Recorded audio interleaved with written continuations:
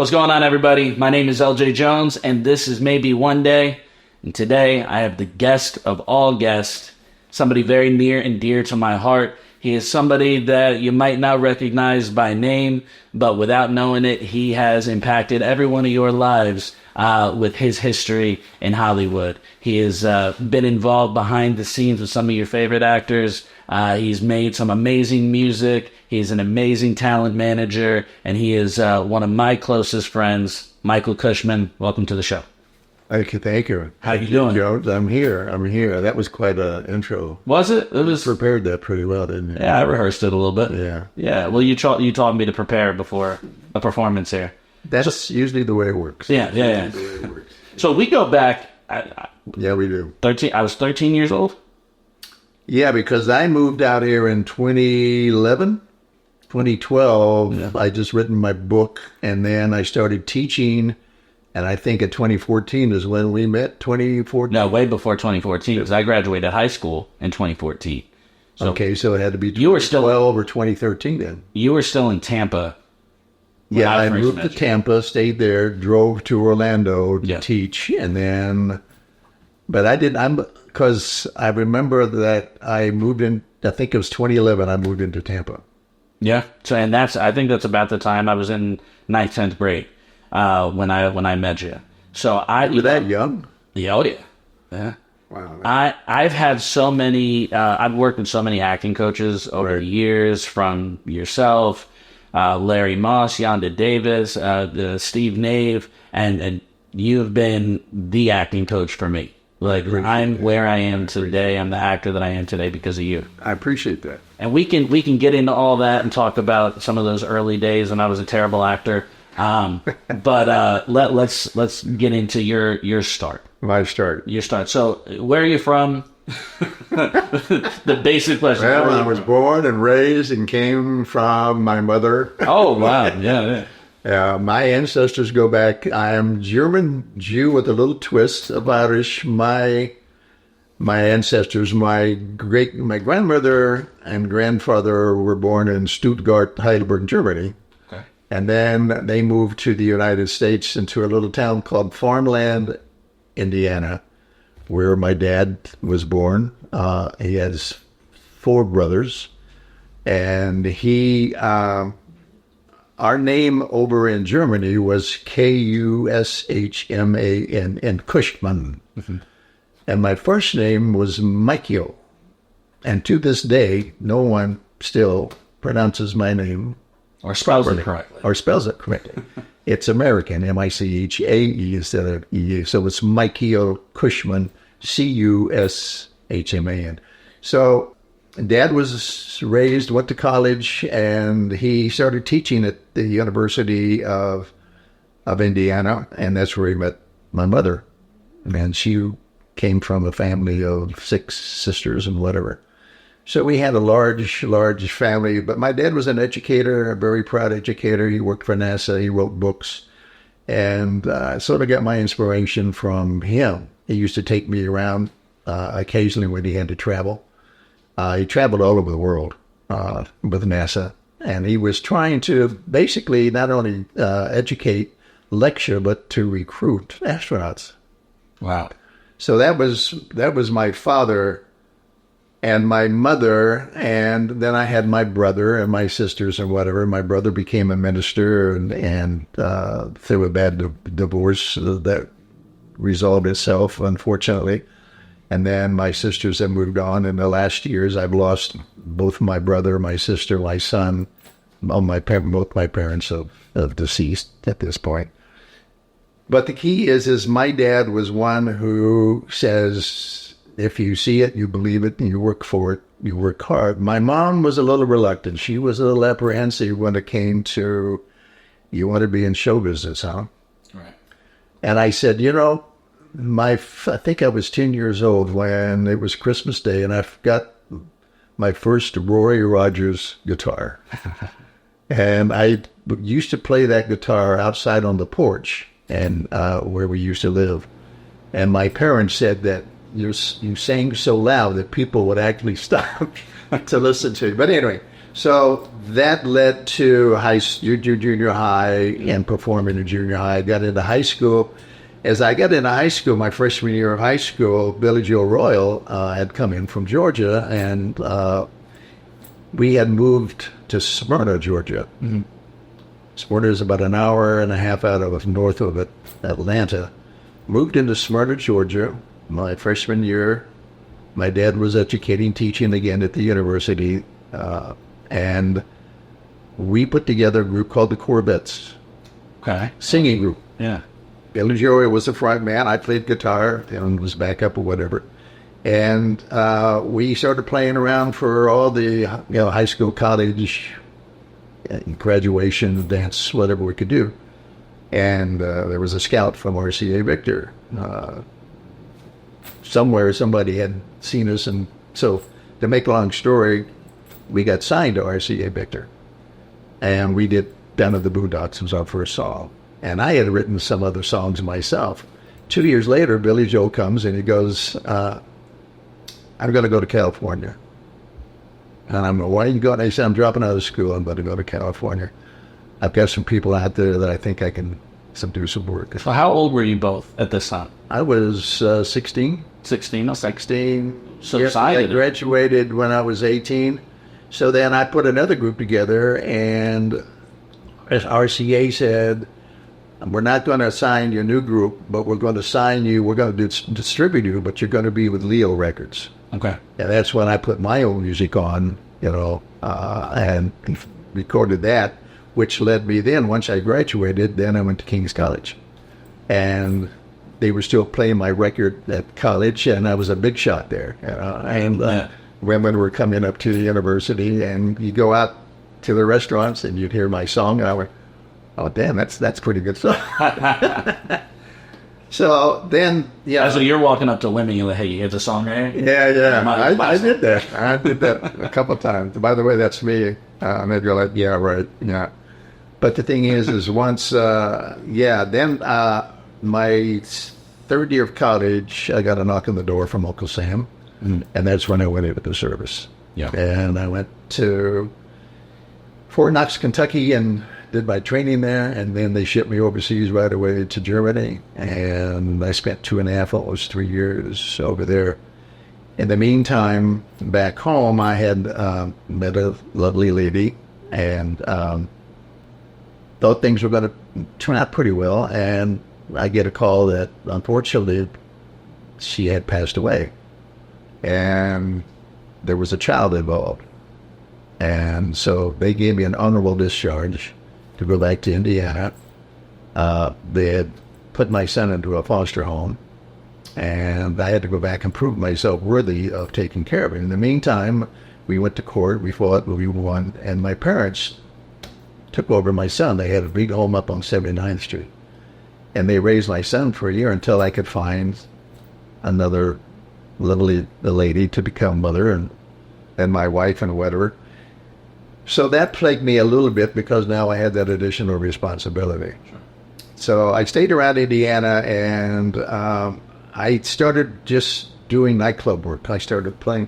Before we get too far, I want to ask this. While you were overseas in Germany in the service, were you still writing music? Absolutely. I was performing. Yeah. I've never stopped performing. Yeah. When I was in, there was a bunch of us that got together, the Kingston, the original Kingston Trio before they became the Kingston Trio, and others from California, myself and about 4 others. We formed a group, and I became an acting lieutenant in charge of the entertainment division over at USEF and United States Air Force, Europe, whatever it was. And at that time, there was an announcement, and I was stationed in Heidelberg or Stuttgart, and the sergeant came up in one day, and they had lost my orders, so I was doing detail work, raking leaves and doing whatever. And we went into this this building, and we looked inside this closet, and there was this beautiful old K guitar case. We opened it up as the most gorgeous K guitar you've ever seen, the big jumbo K, all the rotten string. So we fixed that up, and the sergeant said, you ought to start playing a little bit. You play, right? I said, yeah. So I started playing at the service clubs, and I went and started playing at the officers' club. And that's where I met the officers, the general's daughter. Oh. It didn't go over too well. But that led me on to, then I went on and toured all over Europe because I had won with a song that Frankie Lane did called Jezebel. If ever a devil was born without a pair of horns, it was you, Jezebel, it was you. And I played that guitar, and they put me on and I toured all over. I had a ball, and then of course I had to come back home. Yeah, so, come back to responsibilities. Yeah. So anyway, that's always did music. Always music was my objective all the way through. Yeah.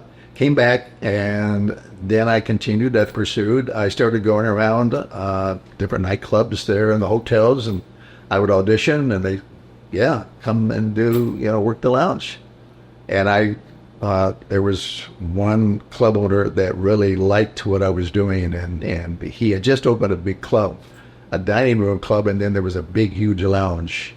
And all of a sudden, he started putting publicity out on me, and articles, and people would come, and my name got pretty good, back in that area. And then I met another young lady, and I don't want to get too much into my personal life or whatever, but so then what had happened, if we can jumpstart and go to, I had gone out right after the service. I was doing the summer stock theater. And Sylvia Sidney, you don't know who Sylvia Sidney is, I'm sure, who was a famous movie star that worked for Paramount Studios. She was the heiress and the mistress to the president of Barney Balliman, who owned Paramount Studios. So now I got you some in. So she was doing summer stock, and Sylvia Sidney would come and do. And she was probably in her 70s at the time and everything else, but she was a blast, and she'd have all of her servants there, and she was into drugs and the whole bit, and she would tell war stories like whatever. And so we were doing, I cannot remember the name of the play, but I played her younger lover in the outside theater. Mm-hmm. And one of the actors turned around and said, "My God, you should be in Hollywood." And I went, "Yeah, I would love to go to Hollywood." He said, "Well, whenever you get out there, just look me up." I went, "Okay." So we exchanged addresses and information, and Sylvia Sidney sat back and she goes, You would do good in Hollywood. You would do good in Hollywood." So I went back and I told my wife at the time, I said, "I'm thinking we're going to go to Hollywood." And she goes, "Well, what are you going to do?" I said, "Well, I'm going to meet up with this actor, and he says he can get me in the door and possibly work in at one of the studios or something." Now, you got to remember, in those days, there were hardly any agents or managers or whatever. So we had to do it all on our own. So reluctantly, I made the trip, and I just started going around to studios and putting in applications, and Paramount said, "Put you to work in the mailroom." So I started working at Paramount in the mailroom, and once I got to know myself around, I became very inquisitive and started going in to see in all the offices. I would walk and be producers and directors and people, and just make yourself known. Make myself known, and it was amazing because at the same time, Bob Buck, who was my minister back in Indianapolis, had just moved to his family to North Hollywood, to the North Hollywood Christian Church. He was going to be the minister. And he called me and he said, "I'm in Hollywood." And I went, "Oh my gosh." So we went to the church, and I went, "Oh my God." He was my minister from when I was the guy, the grasshopper. And he said, "Let's get together. If you want to, you can stay with us." And I said, "No, I've got me a little place in Hollywood, And so he said, "Come into the church." Well, that time, there was Ronald Reagan, Opal Mutter, tons of actors and people that went to that church. And I was walking around one day, and I went into this back, and there's this huge theater with this huge stage, and it was used as a storage room. Oh, wow. And Bob says, "It's yours. Do what you want with it." And I turned it into a theater. Wow. And I started working with every actor I could get my hands on, trying to find everything I could do. And we had about 3 very successful plays, and that led to meeting other people, the producers and directors.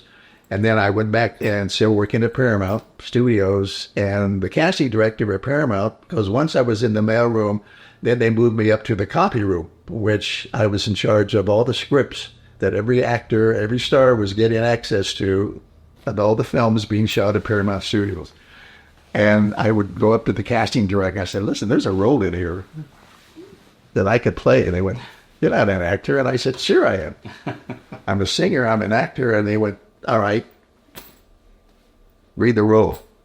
I never studied acting. Right. I had gone, but in college there was a little bit of, musical theater and stuff like that, but nothing. Summer stock. Summer stock, yeah. So I was so bad. It was horrible. It was really. Do you remember what the movie was, what the film was? No. But so what he did, though, he said, It's probably Godfather or something. Yeah, right, no. But it was a Western. A Western. And the thing is, he said, I'll let you play it. You can be an extra. And I went, oh, really? And I thought that's pretty good. I said, what about the dialogue? No, forget the dialogue. We're going to keep you as an extra.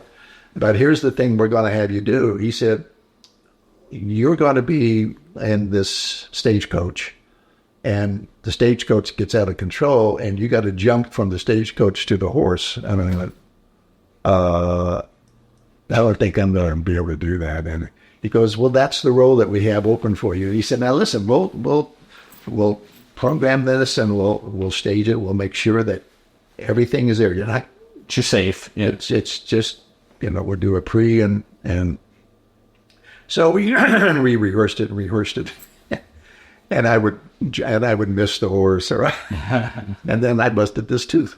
Oh, really? I still have this false tooth in here from my days of Hollywood, jumping off, trying to get on a horse to save the horse. That was my big debut and ever.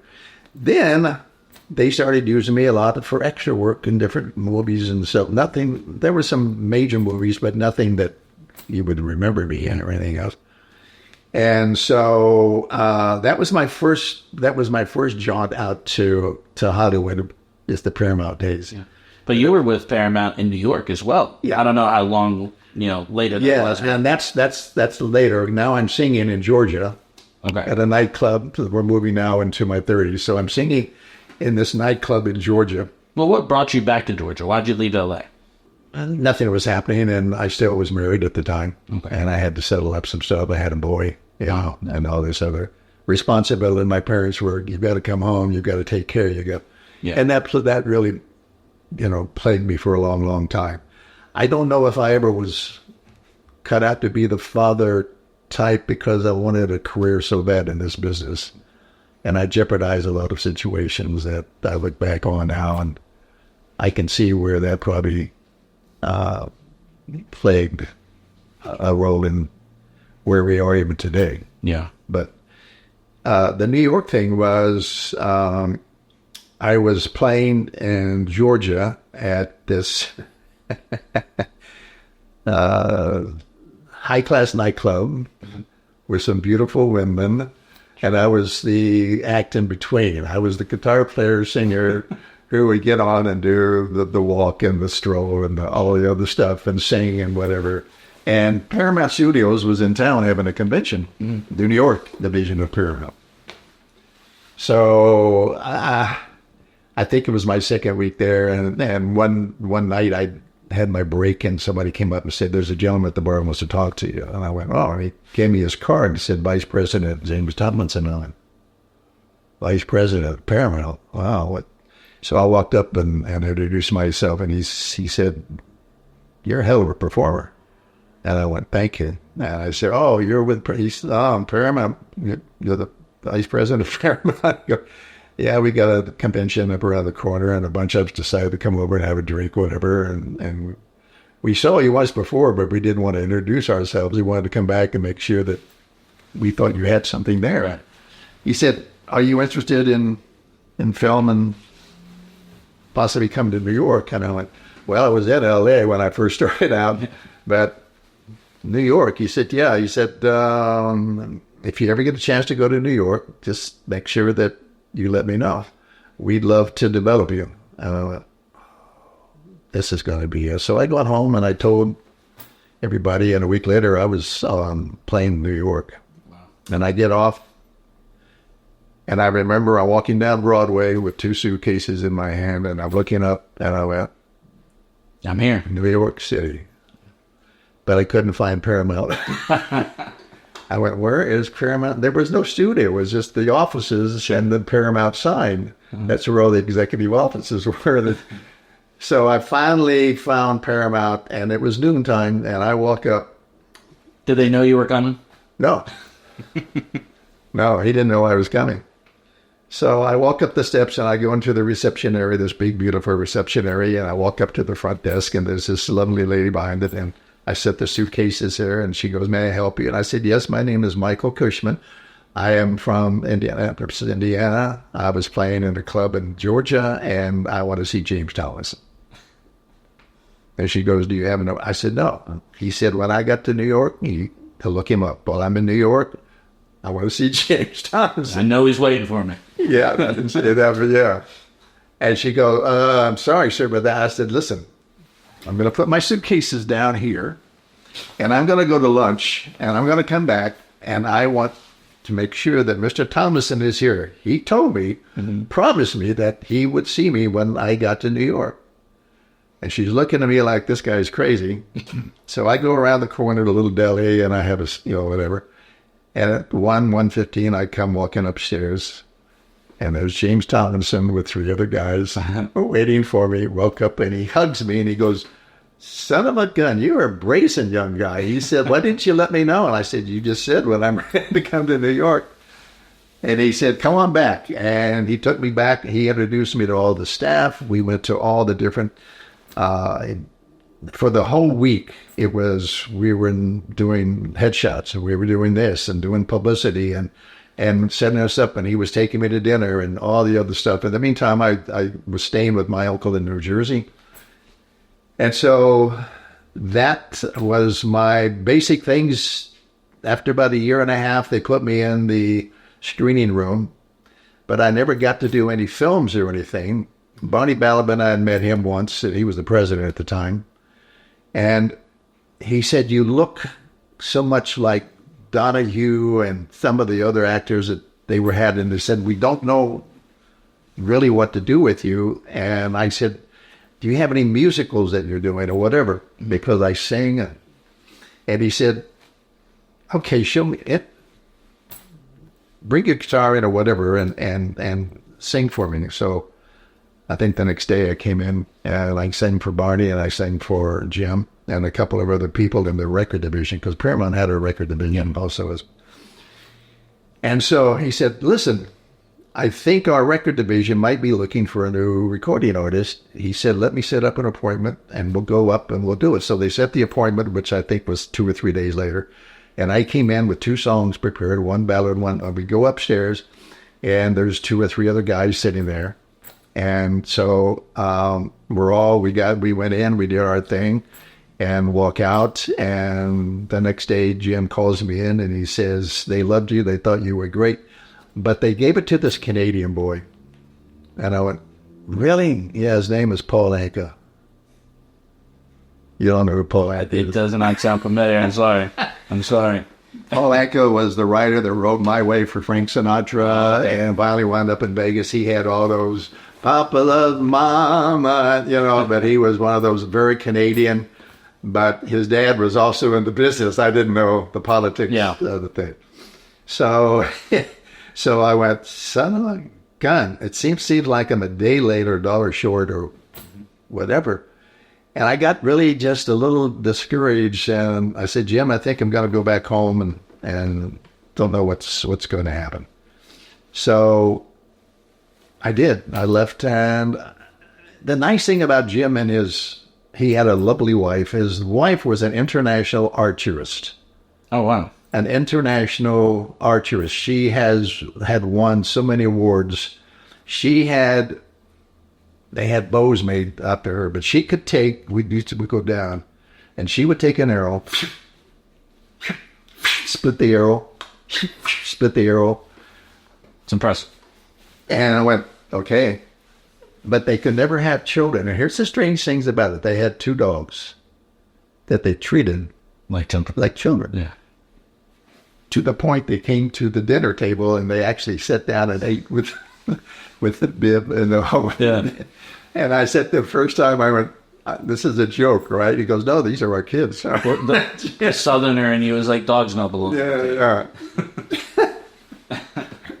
So anyway, but he was amazing. He really believed in me. And he said, I wish that, I don't know, Mike, it's just, you're a hard sell for some reason. You're either too handsome or you look too much like too many, or the voice. And I went, it's just me, people. And so he said, before you leave, I do want you to meet with one more person. And he said, it's Frank Sinatra's manager. And I went, okay. And he set it up. And I went, and I sat in the office for an hour before his manager came out. His manager comes out, big, stocky, Italian, mafia-looking guy. He sits down, smoking his cigar. He's up on the 27th floor of Park Avenue. So he wanted me to sing her out, kid. I went, yes, I'd love to do so. He got a resume. Well, at that time, I thought when you put a resume together, you put everything on it. Sure. I had a 3-page resume. And this is the biggest lesson I learned. He took the resume and he took it, looked at it, and he threw it at me. And he said, let me tell you something. If you've done all that, what are you doing in my office? Think about that. Yeah. If you've done all that, what are you doing in my office? Why do you need me? Yeah. He said, condense it. Less is more. Always remember that. Less is more. So I kept learning these little lessons. He said, yeah, you're damn good, but you're not ready to record yet. And I said, but I'm singing nightclubs. And he said, singing in nightclubs that's one thing, but sit in front of a microphone in the studio where you've got to be precision. And those notes, you can't be, you're singing your pitches off at times. Another lesson.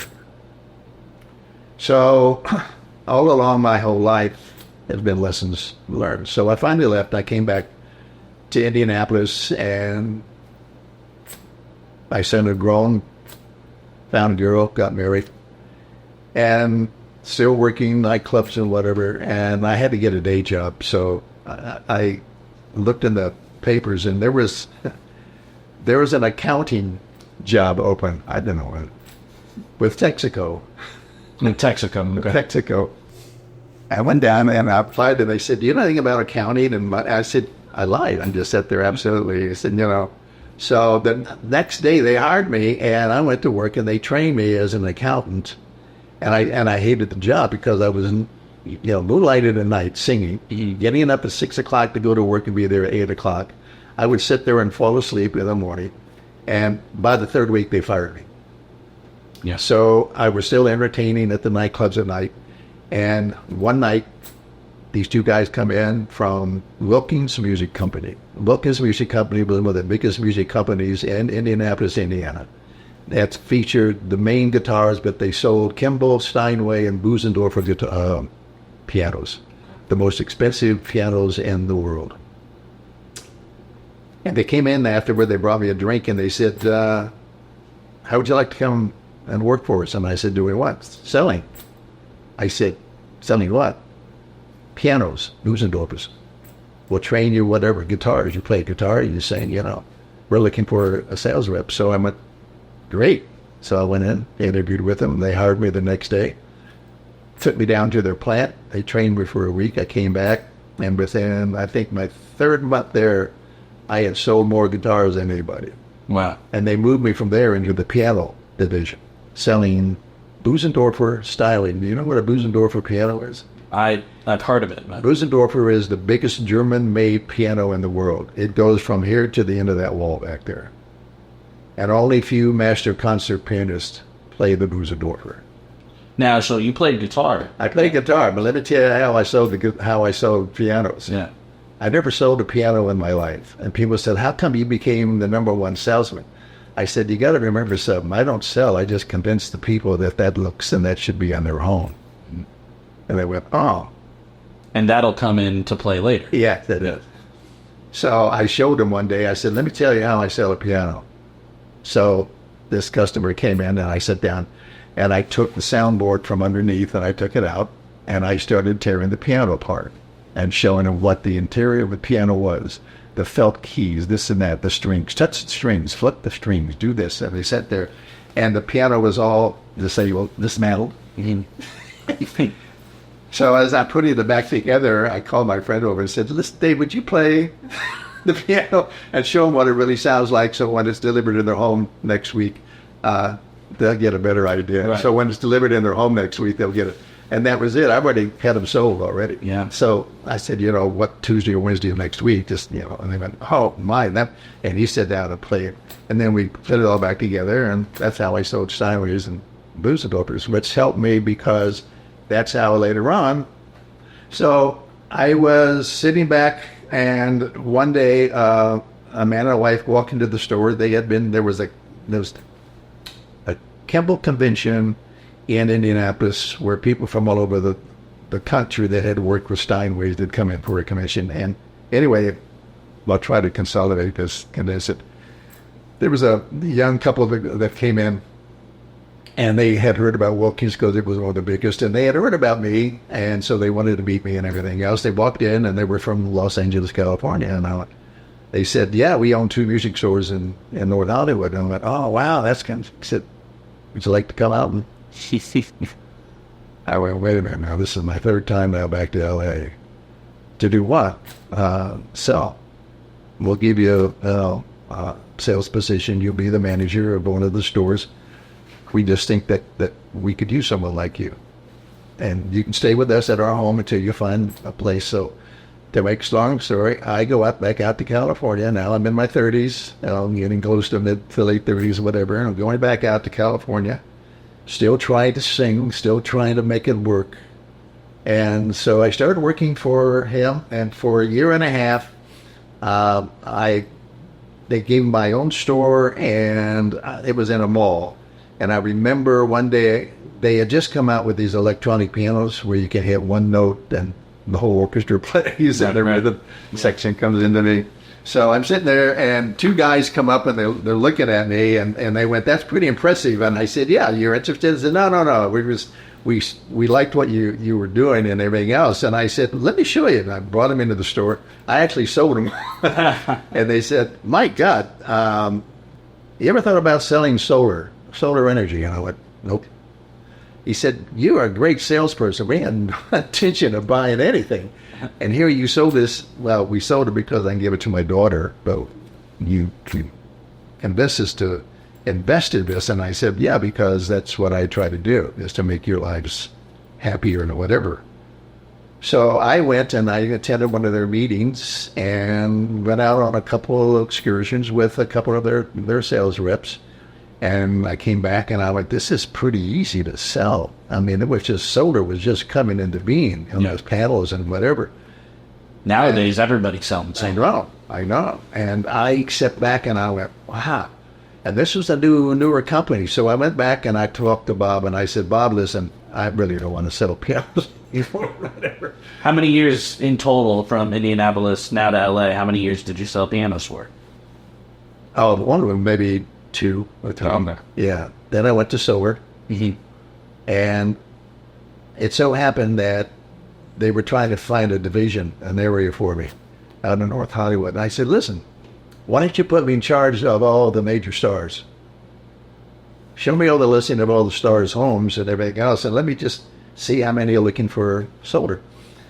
So I remember I got I noticed they followed me and said, you're going out to Lauren Green's house.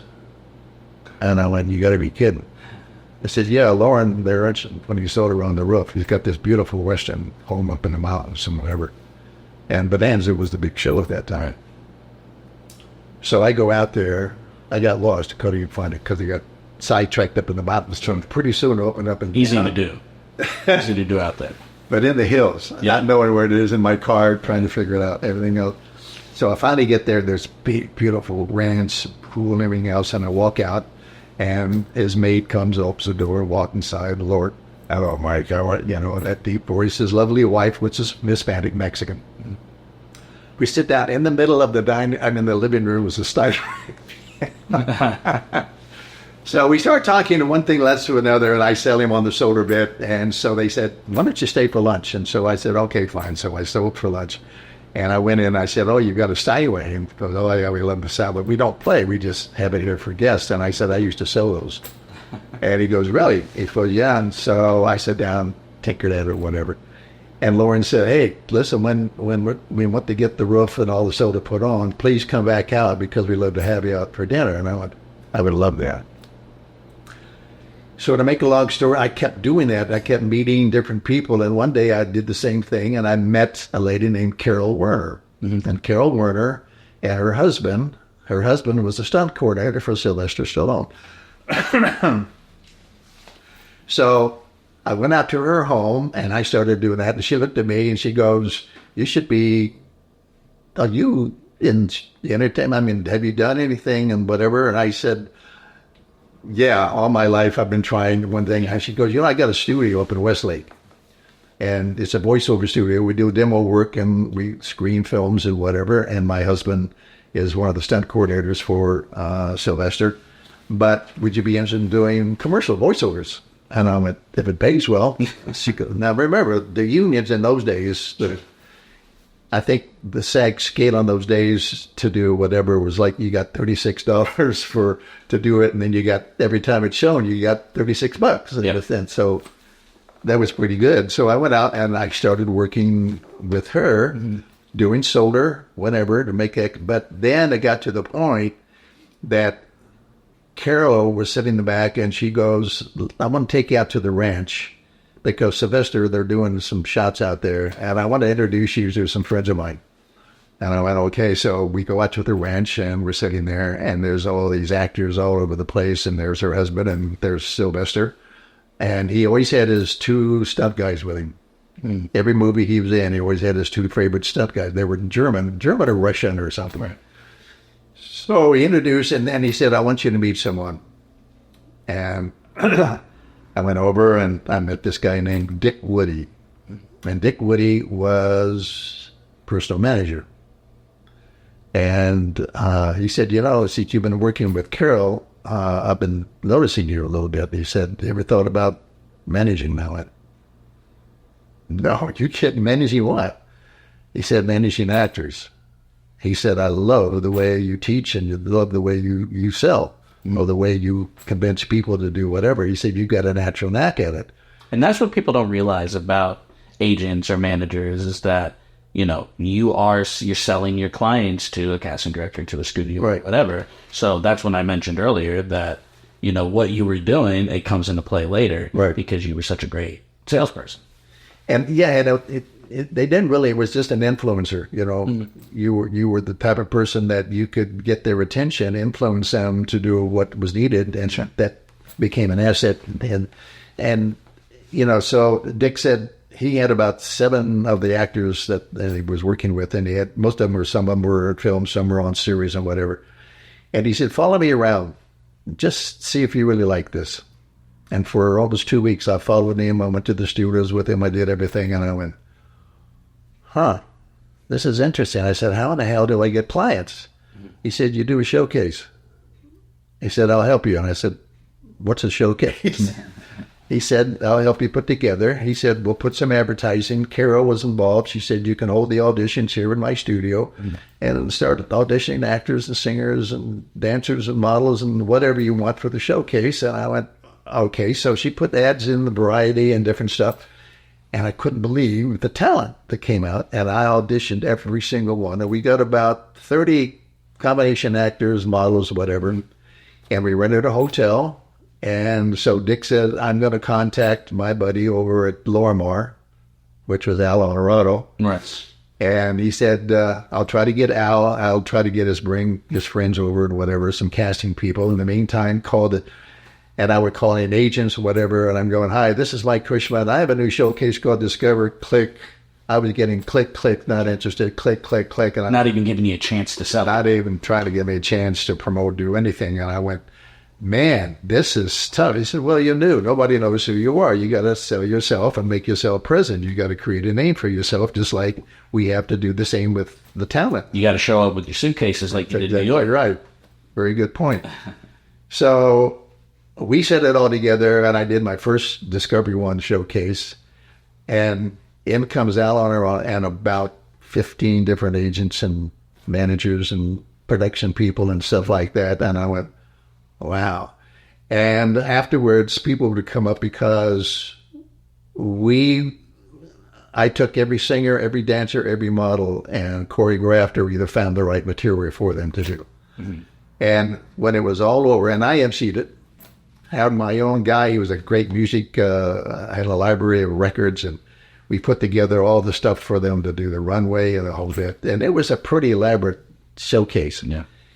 So that was the first one, and that's where I found a little girl named Ashley Buscilli. Mm-hmm. Ashley Buscilli was the one that worked with John Travolta in Phenomenon. Right. Played Kira Sedgwick's daughter.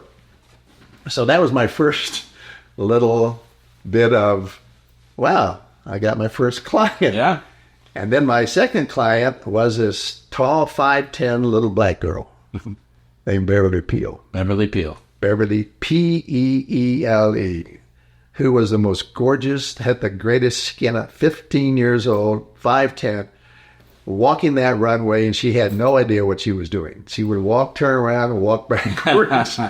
But anyway, I signed her, and she became a phenomenon in L.A., and so I traveled the world. Yeah, she did travel the world. But it all started when we took her to New York, and that's when I first met Helen Rogers at IMTA. Right. And that's where it all started going uphill to a degree and downhill, because the way she started to promote me, it wasn't quite what my bio was trying to tell her and what I had done in her. So she did the same thing, Elijah Wood. You've heard of Elijah Wood. You remember who discovered Elijah Wood? Who's that? I said, do you remember? Duh. Well, the rumor was that Alan Arado discovered it. Mm. And Al came to me and he said, I never discovered him. I auditioned him when I was at the studios.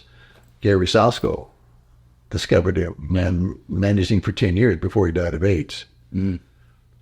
That's what happened when things started going, and then Miss Rogers would turn around and we would go back and tell her, listen, you're promoting this the wrong way. Yeah. Some of our clients aren't who you're saying they are because they have done this, but you said it's good for us, it's good for right, for this convention.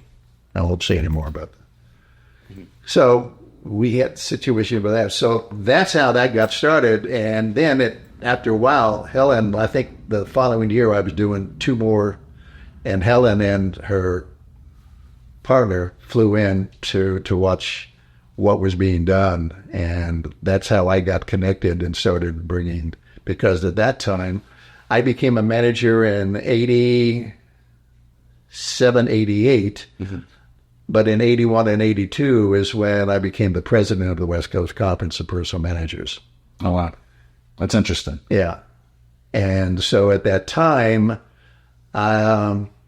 Seymour Heller was my mentor. Seymour Heller had worked with Liberace and worked with Sinatra at one time, and had worked with a lot of actors. And then Pat McQueenie was my other mentor, who handled Harrison Ford. Mm-hmm. She managed Harrison Ford. So they invited me to go down to one of the meetings at the Conference of Personal Managers, which was started back in 1957. Was original. Seymour had started it with his partner, mm-hmm.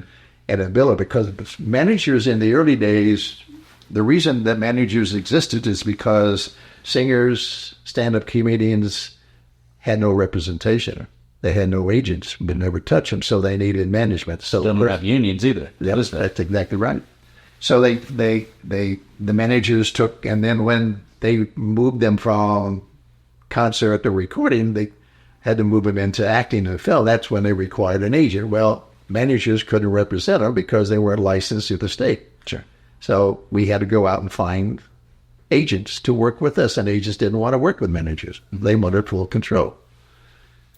So that whole situation, the word procurement really got a lot of actors and managers and people in trouble, because we had to procure employment for the people we were managing, and the court said you can't do that because you could be fined and sued, and you could be disqualified, and your contracts, annulled and everything else. And so just about that time, Seymour was working with a English group called it was a big pop group in England, and he repped him when they went to Vegas. Okay. And Chad, there was the name of the group. Chad Stewart and Jeremy was the big duo in Europe. Chad had a son called Patrick. Okay. Yeah. You might think, now where I'm going here. Right. So Seymour went to Vegas because he had booked him in Vegas. And during the course of time there, I guess that Seymour was talking with Chad. And Chad said, my son is in Beverly Hills, staying with his mother because they went through a bad divorce. He can't get arrested because of his name. And he goes, well, what do you mean? He said, Patrick Stewart. He said, people are confusing him with Patrick Stewart. Mm-hmm. The ball-headed Patrick Stewart, because we spell our last name different. Patrick Stewart spells his name Stewart. We spell our last name Stuart. So he's looking for someone to rep him and get him into films and television. Seymour comes back and he goes, listen, I met with Chad. His son needs some direction. Would you be interested in talking to him? And I said, sure I would. So we sit down, and 2 days later, he's in my office in Beverly Hills, and he's sitting down. He walks in, and it looks just like a young Patrick Stewart. Mm-hmm. And he walks in, and comes up, and we started talking.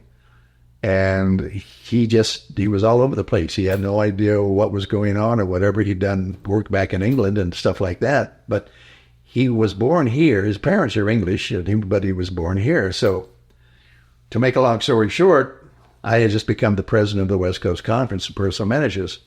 So we signed, and so 3 weeks later, there was a ad that came out in Billboard, either Billboard or Variety, that they were looking for a new series regular on All My Children. All right.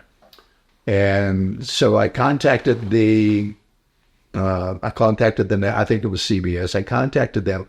And I said, I have an actor here. He's got a British accent, but we can take care of that. So he said, all right, come over to ABC. We go over to ABC, and he auditions, and it was horrible.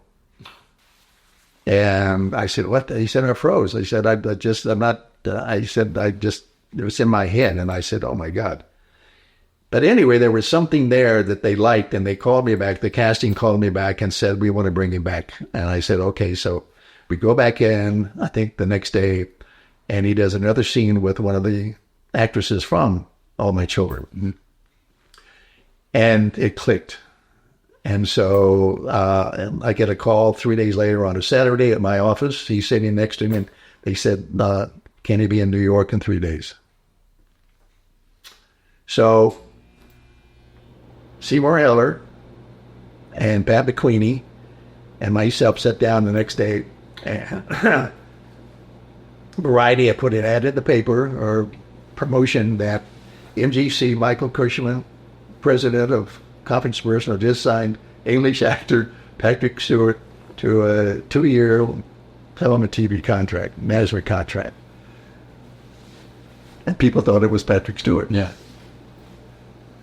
Now everybody in the business knew it was the young Patrick Stewart. Right. But when they got to this convention and people were introducing us to all the school owners and all the other people, they thought I was talking about, and I kept saying, no, it's young Patrick Stewart. And I think if you recall, whenever Patrick Stewart comes up, I don't really talk about Patrick Stewart. Sure. You never have. And the thing is because I had to live that, and then Al had to do the same thing with Elijah Wood. Sure. But it got out, because Al was first the casting director, then he went into management. Right. So that's how that whole thing, and so over the years, it's just Mike Cushman.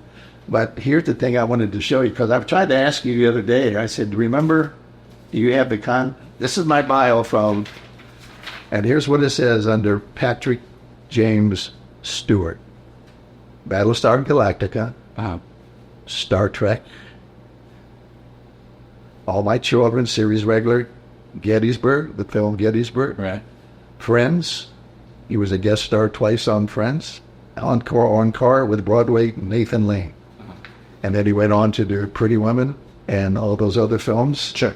And then he came to me after he was in New York finishing Pretty Woman. He calls me and he goes, I'm not coming back. I'm staying in New York for a while. I said, what for? He says, I think I'm going to follow in my dad's footsteps. Music. He wanted to sing. Yeah. And I said, I can't stop you. He said, you're the greatest person in the world. You believed in me. You got me where I want to be. But I think I'm going to go back and work with Dad a little bit and just try it here in New York and see what happens. And the last I heard, he made some album, and that's the last I heard of it. Interesting. I had a flourishing film and television career, kind of threw it away. Maybe you don't want to say it that way because he was pushing me. But the thing is getting this on, and I don't know if we're going to keep this on record or not. Sure. But the key is I needed to clear the air about, because I think even you thought it was the other Patrick. Well, yeah, you've never really spoken on it. And that's the reason why. Yeah. Yeah. Because it wouldn't be fair, because if you stop and think about it, logistically, Patrick Stewart and I are about the same age. Sure. So how could I discover him when I didn't get into management until I was in my mid-40s? Right. Right. And I know you because you're pretty thorough when it comes to research and whatever. But I try not to say too much because it has followed me. And after a while, Al and I both just got tired of Clearing it up. Trying to justify and resolve the whole thing. But the thing is, and then of course after that, I think that I tried to get into producing. Well, I want to stick with management for a little bit because you mentioned the client who worked with John Travolta. You've had a lot of very successful. Well, Ashley Johnson was on Growing Pains. Right. Now, see, and that's the interesting thing there with Growing Pains is, I know you haven't seen the documentary, but the documentary Quiet on Set, right. Which has exposed Dan Schneider of Nickelodeon and also Brian Peck. Right. Now, Brian Peck was the dialogue coach on Growing Pains. Yeah. So with all of that going on now, has that brought back any memories? Have you ever had any run-ins, or have you ever met Brian Peck back? I think we talked about that. Did we? Yeah, I'm briefly. Brian, they were acting coaches, that they would hire on the set and do whatever. But the thing is, I was always Ashley's acting coach, not only her manager but her acting coach. It's Ashley Green, right? Ashley Johnson. Johnson, sorry. So the key is that this is how I met when we lived at Oakwood Apartments. Ashley Johnson and her parents, her mother lived there because her dad traveled. He was in the oil tanker. He traveled overseas all the time, and they were going through sort of or whatever. And then Jennifer Love Hewitt and Pat Hewitt also lived there. Well, Pat and Jennifer Love Hewitt was singing with Michael Jackson on tour, and Ashley and her mom had just moved into Oakwood and become friends with them, and didn't like the agent that she had. I think some agent out of Michigan had contacted her, and she brought Ashley to Hollywood and whatever. And she was unhappy with what was going on, and I knew Pat, and so Pat says, let me introduce you to Mike and see if you're, because if your contract is coming up for, renewal, you don't want to renew, then, talk to Mike and see if he'll manage your daughter. Right. And so that's how that happened, and so we sit down, and a little Ashley, and they had, Nancy had an older daughter who finally went into music, had an older son who was now in production, and then Ashley. Ashley, when we first came in, we were sitting in the office. I was at the desk, and Ashley comes in, and she walks over and she sits down over in the chair, and she starts picking up a magazine and playing with it. And I look at her and I said, Ashley, why do you want to be in show business? I don't know. And she got up and she sits down on the desk in front of me, and she goes, why do you think I want to be in show business? Because my mom wants me to be in show. And my sister and we just sat there and had a ball, and I went, I was signing Ashley.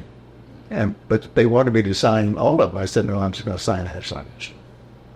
And a week later, I took her over to the head of Wilhelmina Artists and walked in, and she did the same thing, and they signed her right on the spot.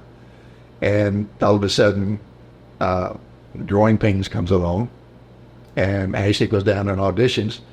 And it was not more than 20 minutes that the casting director comes out and says, I think she's got it. Yeah. And the thing is that Harry Gold, daughter, was also up for the role. Ashley beat him out. Harry Gold didn't like me because of that, because he was the top agent at the time at the Gold Agency. Right.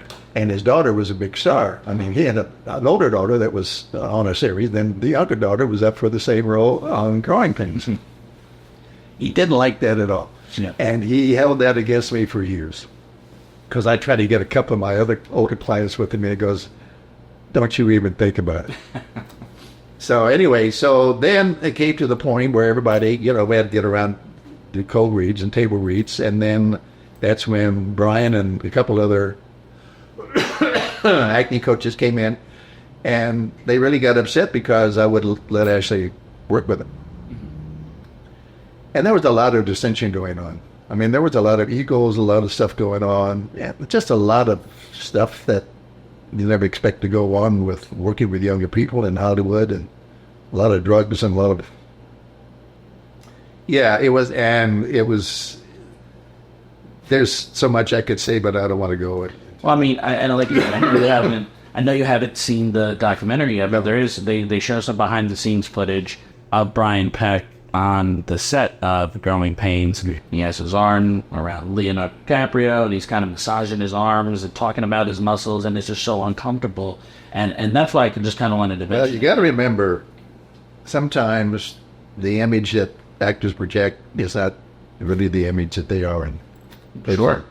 Oh, yeah. And sometimes you see people doing things where the people not knowing why they're letting them do that, and people really don't know that much about Leo, which I'm not going to go into. Sure. So, but knowing you, and like we said, I've known you since I was a child. Right. You're very much a protector. Like you care about everybody. You want to keep people that's part of my job, especially children. Right. And so that's this kind of why. Like I know, we did talk about it briefly, but how like you stepped in when he was trying to do some one-on-ones with Ashley. You're like, no, that's not happening. Right. And then so you kind of had that little inkling that maybe you didn't know that something didn't sit right. Right. Yeah, and the thing is the studios controlled everything that went on, and if they hired someone that's going to be your set coach or whatever, but because it was Ashley and she was one of the stars of the show, then I made sure that my client was protected. As part of my job as a personal manager. And that makes me want to ask you this question. Sure. Do you think it is a agent or manager's job to kind of educate, like say the client is underage, is a minor? Is it an agent manager's job to educate the parents of that minor that, hey, just like in any business in any world, there are good people and there are bad people. There are people who will take advantage of certain situations. Right. And we need to make sure that we're staying on top of things. We're paying attention. We're keeping your child, my client, safe. Right. Now, would you say that that's a manager's responsibility? Because I know you did that with me. And I think that's the old school manager's responsibility. Today, I don't think managers really don't understand a lot, and I'm going to be careful how I say this. Yeah. I don't think they really understand what management means. I think to them, management still means I'm an agent. Right. Because so many agents left to go into management, but they conducted themselves as agents. And the bottom line was just get my client a job and let me get my 15%. Right. But in the old days, you got to stop and think about it. My livelihood was based on those people that I represented. And I had to take care of those people. They were, as I said, my livelihood and everything else. But sometimes it backfires on you. And because we weren't licensed, the only thing we had was our integrity.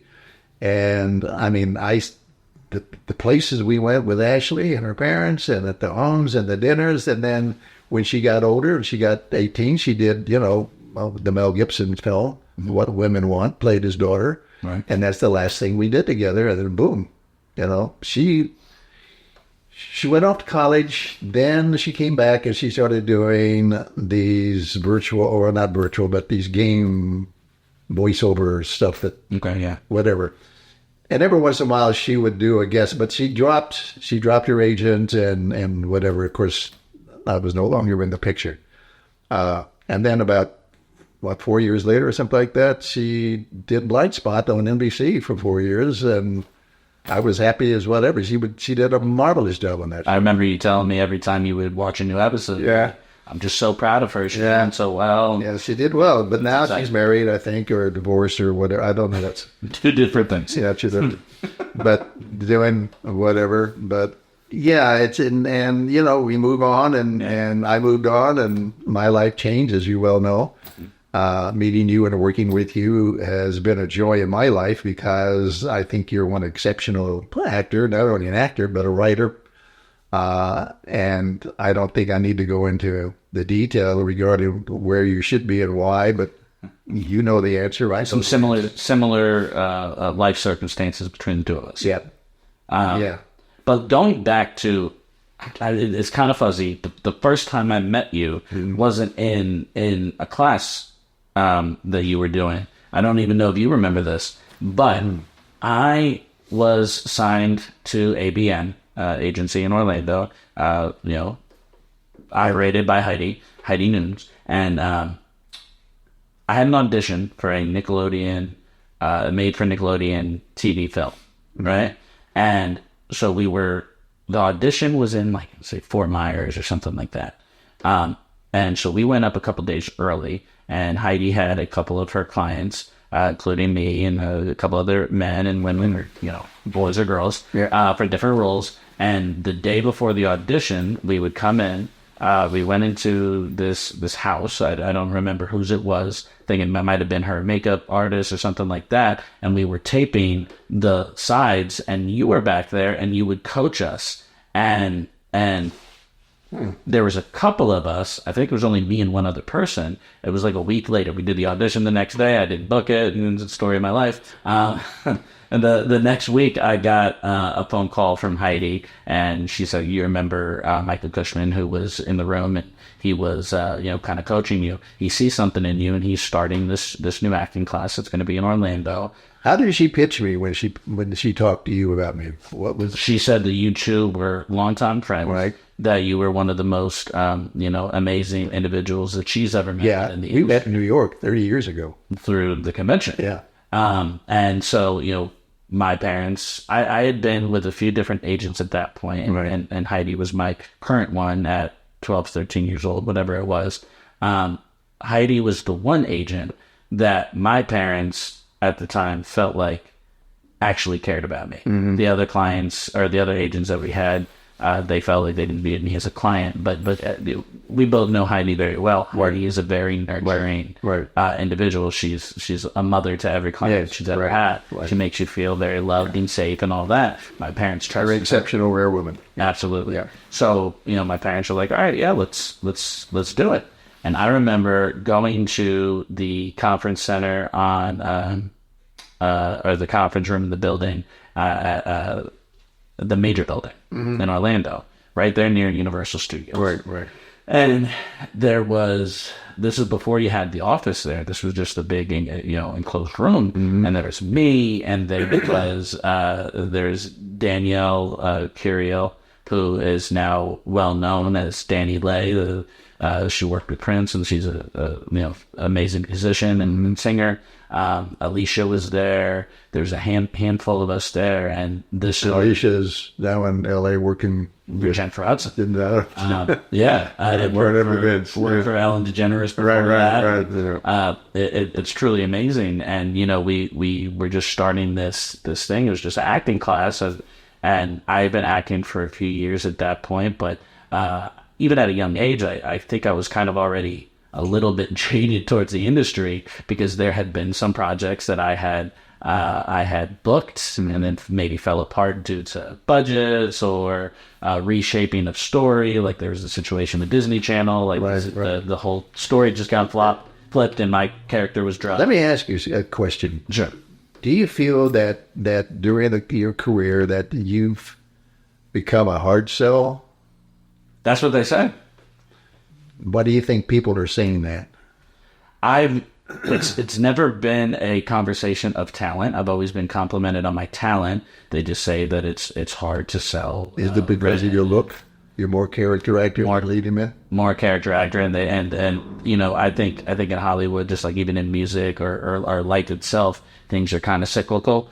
But back to I want to. There's a story, and we've talked about it before, but not in a while.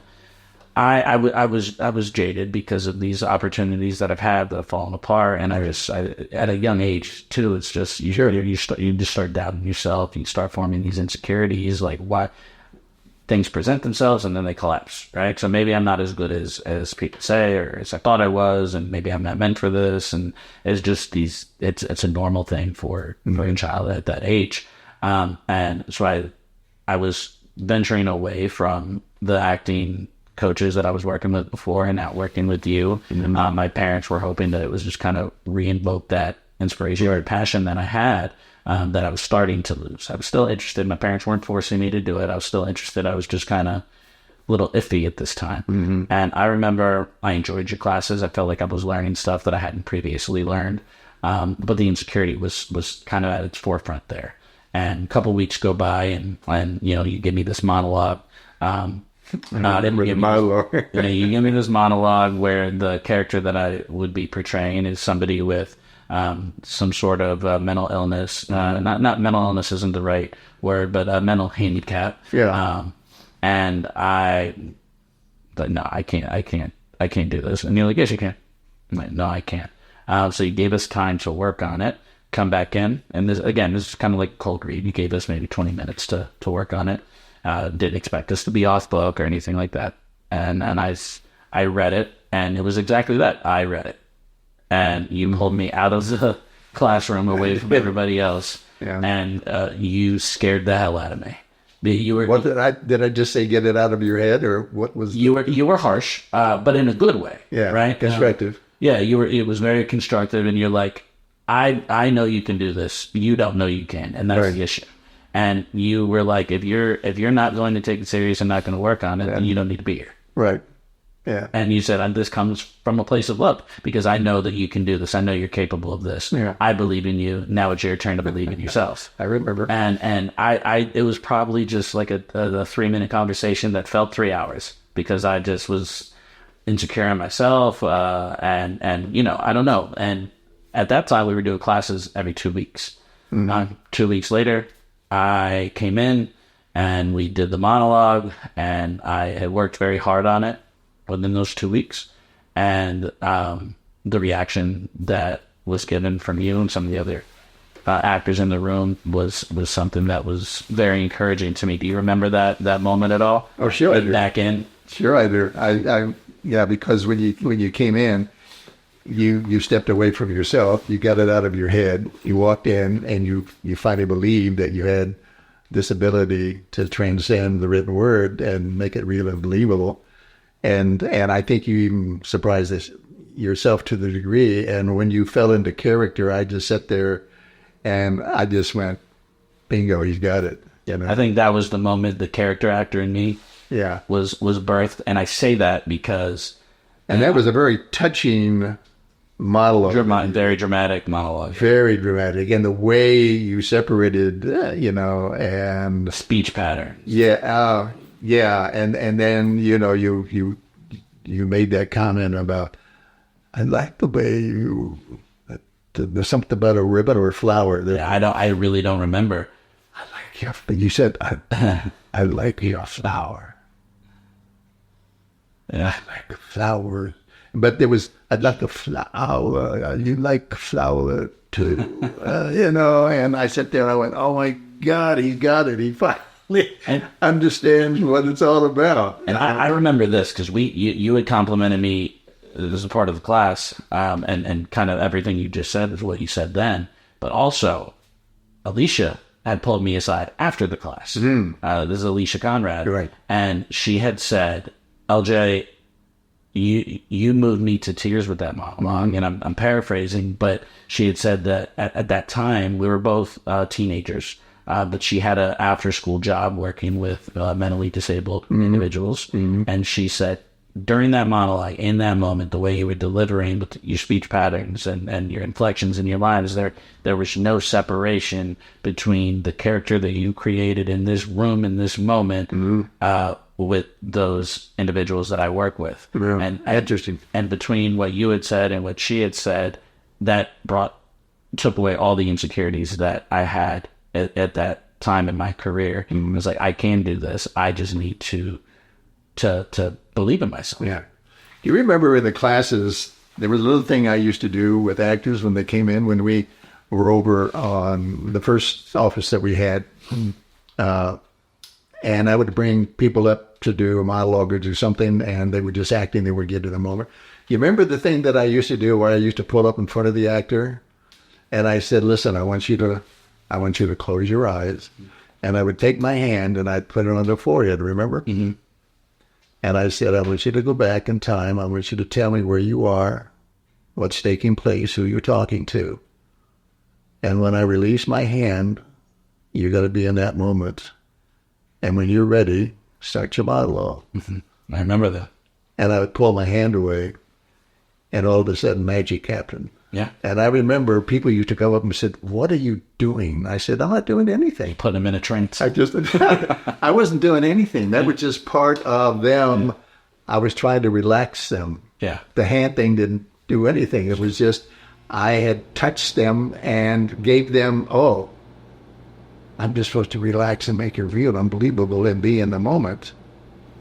And and everybody went, what are you doing to them when you touch the forehead? And I went, I'm not doing anything. And I'm just giving them a moment of relaxation and confidence for them to do whatever. Every coach has their thing, right? Their thing that they do. And I remember we had this conversation when I was working with Larry Moss, that there was somebody in our class who just couldn't find it, right? They were working on a scene and they couldn't get it. Right. They were good, but that what they needed, it wasn't there yet. Yeah. There was a certain element of urgency that needed to be there, or desperation that needed to be there that wasn't. And Larry Moss had said, I think you're just a little bit too into your head. Just take a moment, do some push-ups. And the actor was like, excuse me? Yeah. Push-ups. Yeah, it's just deviation of he was like, okay, yourself out of the moment. I'll do some push-ups. So he goes, he does 10 push-ups. He goes to get up. Larry goes, nope. And he's like, what do you mean? He's like, keep going. Larry had this actor do like 100 push-ups. And then he stood up. He's kind of out of breath. And the actor's like, okay, now what? And he's like, jumping jacks. And the actor's like, what are you talking about? And then so he starts doing jumping jacks, and now he's really out of breath. And then the actor's like, all right, what exercise am I doing next? Right. And Larry's like, action. He's out of breath, and now he's delivering these lines in the scene with the scene partner. He's just so out of breath, and he was kind of, I think also, and I don't think this was Larry's motive, but the actor felt embarrassed because he was struggling with the exercise of itself. So he was but he had to get him out of memorization, out of his head, and distract him from push-ups until he got to the point where he could just now, okay, action. And that's a diversion. I mean, they have to use that. Directors use that a lot. If you can't cry, you can't do something. They'll do something. But it just basically, freeing up the mind to believe what it is you're saying and take the words. I think I've said this phrase before: "There's no bad roads to success," or whatever. Right. It's just bad choices. Sure. And I think the trouble with so many people here in Florida or Georgia, whatever, that they've been inundated to think that everything they do, they got to memorize words. And I said, I don't work with memory. I don't like the word memorization because it gets in the way. Learn your lines, study your lines, know the words, and then exercise them and believe in what it is you're saying. But I think you made a comment when you did one of your films and you had a couple of actors that auditioned, and you called me and said, did you look at the scene? And I said, yeah, one was the male, one was the female, and the male was acting and the female was believable. Sure. That's the one I'm working on right now. Yeah. And so I think it's, I would love to, I don't know how far this is going to go and reach, but I would love to, now that I've moved into this new area, if you and I or somehow we could get access to getting and finding some really good actors to, the thing about acting is, as I said in my book, making it, do you have what it takes? You either have it or you don't. Sure. You can go to college, you can go and study until you're blue in the face, but if you don't have what the good Lord is giving you, and it's real, and it's not real and believable, then... I think it was Dustin Hoffman, too, that said... And you know who managed Dustin Hoffman? Was it you? No. It was Bernie. Oh, was it? Realstein. Yeah? Yeah. But I remember he had said this. I think it was, you remember... the Actors Studio. Oh, yeah. The Actors Studio. Right. I think he had said it on there. Bradley Cooper went there. Okay. Yeah. If the success never came, I'd still be acting in community theater for free and loving every second of it. Yeah. Because this is what I was meant to do. This is what I was put on this earth to do. If I had to work other jobs, if I had to be a cashier at a grocery store and then, do community theater at night, that's what I was going to do. Right. I'm glad the success came, but I didn't do it for the success. I did it because of the passion and the love that I had. And I think so many people today aren't doing it for the right reasons. Exactly. And I have family that asks me what I'm doing, why I'm still pursuing it at 27 years old. So you've been doing it for so long, why are you still pursuing it? because see, in the old days, the good old days, most people in the business never made it until they're in their early 30s. All that early younger years, I think, was just education and experience moving up to get you to that point. So once you get 30, 31, I don't care if you sang or danced or act, whatever it was, or that's where now models were different, but actors it took a while to get to that point. A lot of actors that worked from childhood, not all of them, but a lot of them, they kind of stop. They're like, I don't want to do it anymore. Yeah, I don't want to, for whatever reason. Maybe it's just maybe their parents forced them into it, and God forbid something negative happened. But there's a different transition, and I can't remember the actor's name. I know I told you this. I was listening to a podcast interview that he had done. He was a gentleman. He was in The Offer. He played Francis Ford Coppola. He was in the Fantastic Beasts movies. I can't remember his name. Great actor. Okay. But he had went to college, and he's very much a character actor. He went to college for performance. He's a character actor, and he was graduating at 21, and they had said, don't expect success right now. And he said, well, what a weird thing to say to this new college graduate. Right. And they're like, you're a character actor. Character actors don't find success until they're maybe mid-30s. I agree with that. And listen, I'm getting close. And the whole thing, it's mind over matter. It's a combination of many things. It's where you are, it's decisions you've made, choices you made in your life that put you in a situation that's prevented you from getting to where you made it. The roadblocks, the detours, and things of this nature. But if you can find the right people that really understand what acting is, and acting is just basically the study of human behavior, as you well know. And I'm taking psychology classes to further along my acting ability. But the thing is when today, if actors would understand that, the techniques that they use, Meisner, Stanislavski, things that have been around for hundreds of years. Sure.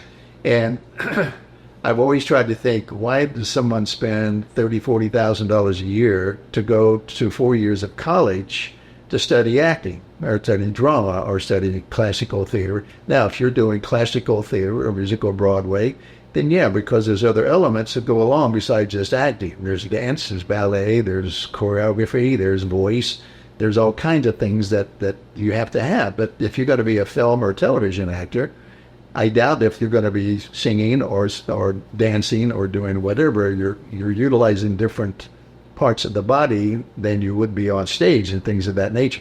But they have to fill those 4 years up in order for you to make it worth that $30,000. And I said, I think I said it to one of my last classes, I said, I could teach you in 6 to 9 months everything you could learn in 4 years. And I said, I'm not, that's not coming from an egotistical point of view. It's once you understand that if you have what it takes and you're a natural gift, all I'm going to teach you are different techniques that the studios and networks look for and agents look for. Now, we're into, yes, does race enter into it? Yes. Does different elements? Yes, it does. But ability is ability. But the thing is, the industry is becoming very lax and very lazy. managers are the ones that have to develop. They just don't want to develop anymore today. They want you to be already semi-exposed and have all these wonderful credits before they take you on to doing. Well, and that goes back to what we talked about earlier with your selling ability. Yeah. When you were pitching clients, a lot of agents don't pitch anymore. Yeah, because of what? Email, text, social Computer. media. Yeah, they do it now on the computer. Hey, I've got this guy that's great, and they're going, yeah, right.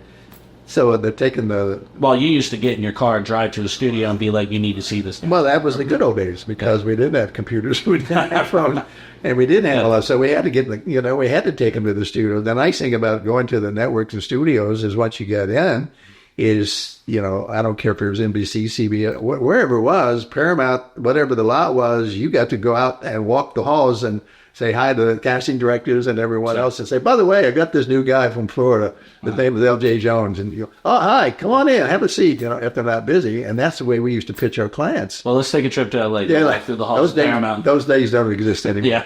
I'm sorry. Yeah, it's like you got to put 33 pictures on your resume and actors access along with. It's really. I mean, honestly, even from the moment I started acting, I feel like I've seen 2 or 3 different Hollywoods already. Yeah, so this is my last question for you. Mm-hmm. At this moment, at the Hollywood that we have now, what advice would you give to anybody that, like myself, is pursuing it, but may have hit a couple roadblocks? There's so many actors out there that are. Well, first of all, I think the industry has expanded. I think we're so large. It's so big. We have more TV. We have more programs. We've had streaming. Mm-hmm. We've got more access than we had years and years ago.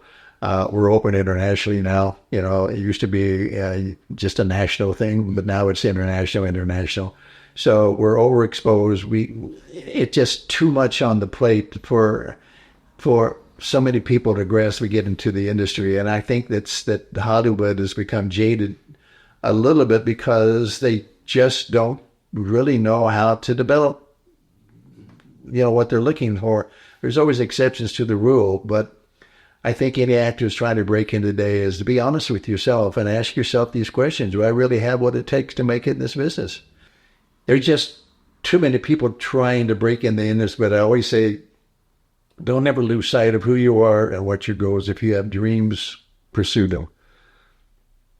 There's somewhere, somehow, the right individual will see, the right person will see you and open that right door. You just have to be prepared for it.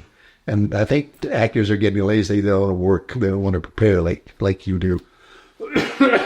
Excuse me, I'm coughing now. But don't ever lose sight of who you are and what you want. And it may take you longer than expected, but making right choices, listening to the right people, listening to your heart. And, as I said before, there's no bad roads to success or to life. There's just bad choices you make. And there's going to be probably a lot of detours that get in your way, but those detours are basically get you back on path again. But you're a rare section because you are a unique talent, and we don't have to go into why, but your time's coming. I know that. And it's probably going to be through your writing, which will open the other doors because you're one hell of a writer. I appreciate what you do with the words is magic, and that's what actors, I think, don't understand is how to execute the proper word, understand what the words really mean. There's a musicality to it. So let's start looking for some talent and get some people. I don't teach acting anymore. I'm teaching techniques and what the networks and studios are looking for, different ways to get you, and that's by writing your own material. Yeah. And that's where my writing came from. Within your class, write your own material, whether it's good, bad, or indifferent. Well, so many actors would go in to audition for an agent or something, and you have to have a monologue or something prepared, and they're given the gladiator speech. And right. But that's you had taught. Now, if you're doing that, then they're comparing you to whoever originated with the material and bringing it. So write your own. Write your own, because there's no chance that they can compare it. It comes from you. It's your own creative, words coming from your mind and whatever, and it's just establishing who you really are because they don't know who you are. And even on your resumes, very seldom you'll get actors access and they'll get the whole profile sheet and it has 3 or 4 scenes on it, but then you look at the resume and they speak 3 languages And I go, why didn't you do something with one of your languages? Why didn't you put an accent on one? Why did you? Oh, well, we were told not to do. Or I said, but you're selling yourself. I don't know who you are. Show me who you are, in every way you possibly can. So that's part of what I would, try to instill in people, even if we could get something going. So, yeah. Well, Mike, I just want to say thank you for not only sitting down and doing the show with me, but just thank you for... Well, I appreciate it very much. Who you've been in my life and the impact. I appreciate that, and vice versa, because, it works both ways. I'm still learning today because, working with youth is a lot different. Trying to educate to where I think that your skills and ability, but as I said, you're a rare exception to the rule. And it's just now finding that right path that's going to get you where you need to be. And as long as I can still have some influence in your life and be a part of, I'm at the age where people say, out of sight, out of mind. And I kind of feel that way at times because of my age and because I know that Hollywood right now goes, well, Mike Cushman is great, but he's in Florida and we want you to coach with people out here in L.A. And I feel I have as much to offer from that, but they've been told by other agent or managers, and that sort of gets in my way. So I know there's people out there that maybe need an opportunity and just a direction in where to go and what to do. A completely different way of learning the techniques of what the industries are really looking for. There's more to acting than memorizing, Oh, absolutely. But this has been fun. I've enjoyed this. I hope that you can get some benefit out of it. Thank all of your crew, all the Paul, Joe, Ralph, and Justin. And I love the girl that served the breakfast this morning. She was really good. It's phenomenal breakfast. Yeah. Oh, yeah. She's a French toast. You're a blessing. Thank you, sir. Appreciate it. I appreciate you.